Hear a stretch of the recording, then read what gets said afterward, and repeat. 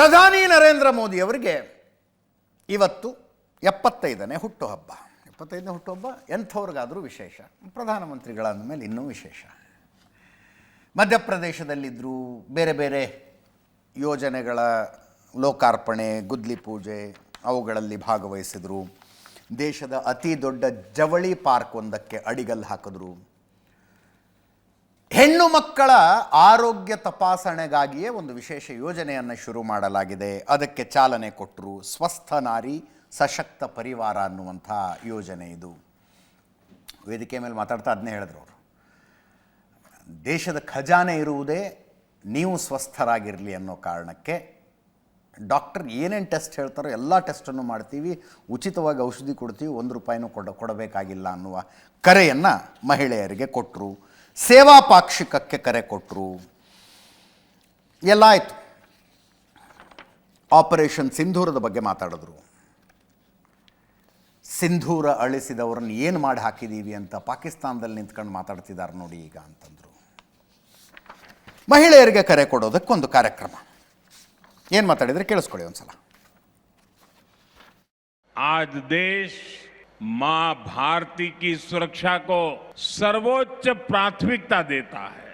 पाकिस्तान से आए आतंकियों ने हमारी बहनों बेटियों का सिंदूर उजाड़ा था। हमने ऑपरेशन सिंदूर करके आतंकी ठिकानों को उजाड़ दिया है। हमारे वीर जवानों ने पलक झपकते ही पाकिस्तान को घुटनों पर ला दिया।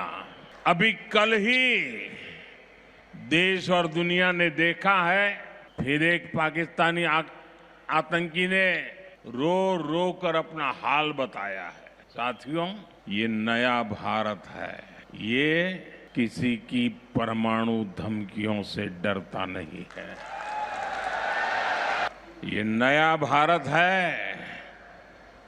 घर में घुसकर मारता है। मैं आपसे यही मांगता हूं कि आप संकोच किए बिना इन कैंप में जाकर के जांच जरूर करवाएं। एक बेटे के नाते, एक भाई के नाते मैं आपसे इतना तो मांग सकता हूं ना। मेरी यही आपसे कहना है, इन स्वास्थ्य कैंपों में इन सारी जांचों के लिए कितनी ही महंगी क्यों न हो जांच, आपको एक नया पैसा नहीं देना पड़ेगा। कोई फीस नहीं होगी, जांच भी मुफ्त होगी। इतना ही नहीं, दवाई भी मुफ्त होगी।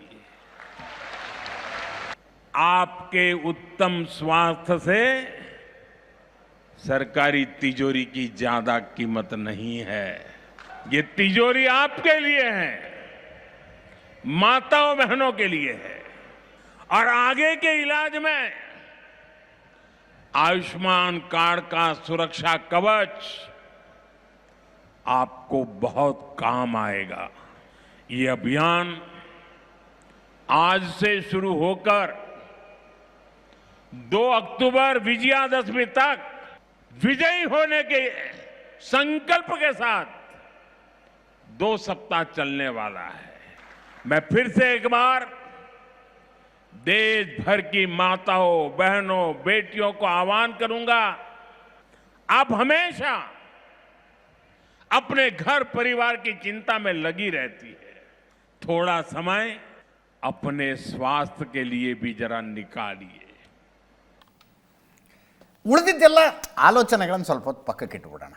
ಹಿಂದೂ, ಮುಸ್ಲಿಂ, ಕ್ರಿಶ್ಚಿಯನ್ನ, ಬಲಪಂಥೀಯನ, ಎಡಪಂಥೀಯನ, ಕಾಂಗ್ರೆಸ್ ಸಪೋರ್ಟರ, BJP ಎಲ್ಲವನ್ನು ಪಕ್ಕಕ್ಕಿಟ್ಟು ಬಹಳ ಪ್ರಾಮಾಣಿಕವಾಗಿ ಯೋಚನೆ ಮಾಡಿದ್ರು. ನಮ್ಮ ತಲೆಮಾರು ನೋಡಿದಂಥ ಅತ್ಯುತ್ತಮ ಪೊಲಿಟಿಕಲ್ ಕಮ್ಯುನಿಕೇಟರ್ ಯಾರಾದರೂ ಇದ್ರೆ ಅವ್ರು ನರೇಂದ್ರ ಮೋದಿನೇ. ಈ ರೀತಿ ಪೊಲಿಟಿಕಲ್ ಕಮ್ಯುನಿಕೇಷನ್ ಮಾಡುವ ಇನ್ನೊಬ್ಬ ನಾಯಕನನ್ನು ನಾವಂತೂ ನೋಡಿಲ್ಲಪ್ಪ. ನಾನು ನ್ಯೂಟ್ರಲ್ ಒಪಿನಿಯನ್ ಹೇಳ್ತಾ ಇರೋದು ನಿಮಗೆ. ಇದನ್ನು ಯಾವಾಗ ನೋಡಿದ್ದೆ ಅಂದರೆ 2012ರಲ್ಲಿ ಗುಜರಾತ್ ವಿಧಾನಸಭಾ ಎಲೆಕ್ಷನ್ನಿನ ಕವರೇಜಿಗೆ ಹೋಗಿದ್ದೆ ನಾನು. ಆವಾಗ ಗುಜರಾತ್ನ ಮುಖ್ಯಮಂತ್ರಿಯವರು ಈ 3D ಸಭೆಗಳು ಅಂತ ಒಂದು ಮಾಡ್ತಾಯಿದ್ರು, ಇನ್ನೊಂದು ಗಲ್ಲಿ ಮೀಟಿಂಗ್ಸ್ ಮಾಡ್ತಾಯಿದ್ರು. ಅಲ್ಲಲ್ಲಿ ಒಂದು 4,000 5,000 ಜನ ಸೇರಿಸ್ಕೊಂಡು ಒಂದೊಂದು ಮೀಟಿಂಗ್ ಮಾಡ್ತಿದ್ರು. ಅಂಥದ್ದೊಂದು ಮೀಟಿಂಗಿನ ಕವರೇಜಿಗೆ ಹೋಗಿದ್ದೆ ನಾನು. ಎದುರುಗಡೆ ಮೀಡಿಯಾದವ್ರು ಭಾಳ ಕಡಿಮೆ ಇದ್ದರು. ನಾನು ಕ್ಯಾಮ್ರಾ ಹಾಕ್ಕೊಂಡು ನಿಂತ್ಕೊಂಡಿದ್ದೆ. ಅಲ್ಲಿ ನೇರ ಏನೋ ಒಂದಾಯಿತು, ಅದಿರಲಿ. ಇವ್ರು ಬರೋದಕ್ಕೆ ಮುಂಚೆ ಡಯಾಸ್ ಇಟ್ಟಿದ್ರು, ಇವ್ರು ನಿಂತ್ಕೊಂಡು ಭಾಷಣ ಮಾಡೋದಕ್ಕೆ. ಅಲ್ಲಿ ಆಯೋಜಕರು ಇಟ್ಟಿದ್ರು, ಹಿಂಗೆ ನಿಂತ್ಕೊಂಡು ಮಾತಾಡ್ತಾರಲ್ಲ. ನರೇಂದ್ರ ಮೋದಿ ಅವಾಗ ಬ್ಲ್ಯಾಕ್ ಕಲರ್ ಮಹೀಂದ್ರಾ ಸ್ಕಾರ್ಪಿಯೋದಲ್ಲಿ ಓಡಾಡೋರು. ಸ್ಕಾರ್ಪಿಯೋ ಬಂತು, ಸ್ವಲ್ಪ ದೂರದಲ್ಲಿ ನಿಲ್ಲಿಸಿದ್ರು. ಅಲ್ಲಿಂದ ಒಂದೊಂದೇ ಸ್ಟೆಪ್ ಹತ್ತಿರಲಿಲ್ಲ ಅವರು, 2 ಸ್ಟೆಪ್ ಒಂದೇ ಸಲ. That is to tell that I am how energetic I am ಅಂತ, ನಾನು ಶಕ್ತಿಶಾಲಿಯಾಗಿದ್ದೀನಿ ಅಂತ. ವೇದಿಕೆಯಿಂದ ಈ ಕಡೆ ಆ ಕಡೆ ಕೈ ಮಾಡ್ಕೊಂಡು ಬಂದರು. ನಾವು ಎದುರಿಗೆ ನಿಂತ್ಕೊಂಡು ಕವರೇಜ್ ಮಾಡ್ತಾ ಇದ್ದವರು.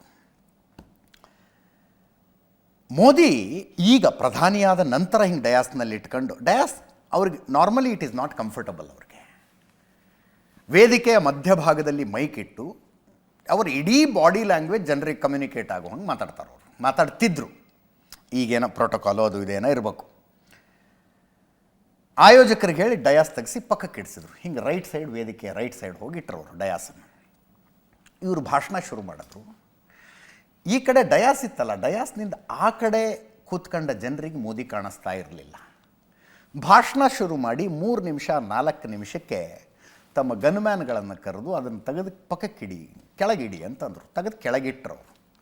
ಈ ಕಡೆ ಇದ್ದ ಜನ ಯಾರಿಗೆ ಕಾಣ್ತಾ ಇರಲಿಲ್ಲ, ಮುಂಚೆ ಕಾಣೋದಕ್ಕೆ ಶುರುವಾದರು. ಜನ ಹೋ ಅಂತ ಕೇಕೆ ಹೊಡೆದ್ರು. ಆವಾಗ ಇವ್ರು ಹೇಳೋದು, ದೇಖಾ ಆಪ್ಕೆ ಹರ್ ಪ್ರಾಬ್ಲಮ್ ಮುझे ಸಮझ में आता है ಅಂತ. ಇದನ್ನೇ ಅಂದರೆ ಆ ಸ್ಪಾಂಟನಿಟಿ ಇದೆಯಲ್ಲ, ನೋಡಿದ್ರೆ ನಿಮ್ಮ ಎಲ್ಲ ಸಮಸ್ಯೆನೂ ನನಗೆ ಗೊತ್ತಾಗುತ್ತೆ. ಹಾಗೆ ಕನೆಕ್ಟ್ ಆಗೋದಂದರೆ ಈ ಘಟನೆಯನ್ನು ಲಾಸ್ಟ್ ಇಯರ್ ಇಂಟರ್ವ್ಯೂ ಮಾಡಿದಾಗ ನಾನು ನರೇಂದ್ರ ಮೋದಿಯವ್ರಿಗೆ ಹೇಳಿದೆ, ನೀವು ಹಂಗೆ ಅಂದಿದ್ರಿ ಒಂದು ವೇದಿಕೆಯ ಮೇಲೆ, ನಾನು ಅಲ್ಲೇ ಇದ್ದೆ ಅಂದರೆ ಅವ್ರು ಇದ್ಕೊಂಡು ಅದು ಗುಜರಾತಿನ ಅಹಮದಾಬಾದ್ನ ಯಾವ ಏರಿಯಾದಲ್ಲಿ ನಡೆದ ವೇದಿಕೆಯಲ್ಲಿ ಅವ್ರು ಅದನ್ನ ಹೇಳಿದ್ದು ಅನ್ನೋದನ್ನು ನೆನಪಿಸಿಕೊಂಡು ಹೇಳಿದ್ರು. ಅವರು ಇಂಥ ಏರಿಯಾದಲ್ಲಿ ನಡೆದಂಥ ವೇದಿಕೆಯಲ್ಲಿ ಅದೊಂದು ವಿದ್ಯಮಾನ ಆಗಿತ್ತು ಅಂತ ಹೇಳಿದ್ರು. ಹಾಗೆ ಪೊಲಿಟಿಕಲ್ ಕನೆಕ್ಷನ್ನು ಮತ್ತು ಮೆಮೊರಿ ಅಂದರೆ ಹಂಗಿದೆ.